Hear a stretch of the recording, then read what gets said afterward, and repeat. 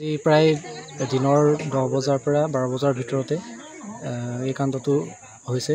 Actually মই কালি ৰাতি দুপৰীয়া সময়ত মই যোৰহাট গৈছিলোঁ আৰু কালি থাকি পেলাই আজি মই 12:30 ঘৰ আহি পাইছোঁহি আৰু মোৰ দেউতাও কৰ্মসূত্ৰে তেওঁৰ কৰ্মলৈ গৈছিলে প্ৰায় 10 মান বজাত।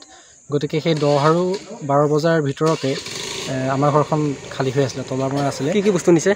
বস্তু প্ৰায় সোণৰ অলংকাৰ অলপ আছিলে, সেইখিনি নিছে আৰু টকা পইচা অলপ আছিলে, টকাখিনিও নিলে আৰু মোৰ লেপটপটো লৈ গৈছে আৰু কিবা নিছে যদিও এতিয়া আমি ভালকৈ ধৰিব পৰা নাই।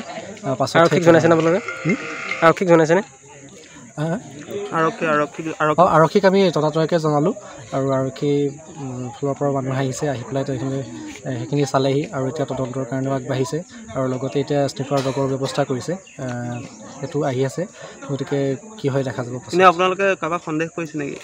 সন্দেহ বুলি তেনেকৈ কোনো নাই, কিন্তু কাৰণ আমাৰ কোনো শত্ৰুতা বুলিবলৈও নাই আৰু যদি ভিতৰি যদি কাৰোবাৰ কিবা আক্ষেপ আছে সেইটোতো আমি গম নাপাম, কিন্তু আমাৰ ফালৰ পৰাতো কেনেকুৱা কোনো আমাৰ মনলৈ এতিয়ালৈকে অহা নাই। গতিকে সন্দেহ কৰিব পৰা আমি অৱস্থাত নাই আৰু বোধহয় কোনোবা জনা শুনা মানুহ হ'ব লাগিব, কাৰণ অচিনাকি মানুহ এজনে পটককৈ আহি ঘৰৰ ভিতৰত সোমাই গোটেই গডৰেজ খুলি সকলো বস্তু তহিলং কৰা উদং কৰাটো আচলতে সম্ভৱ নহয় এদিনীয়া মানুহৰ বাবে।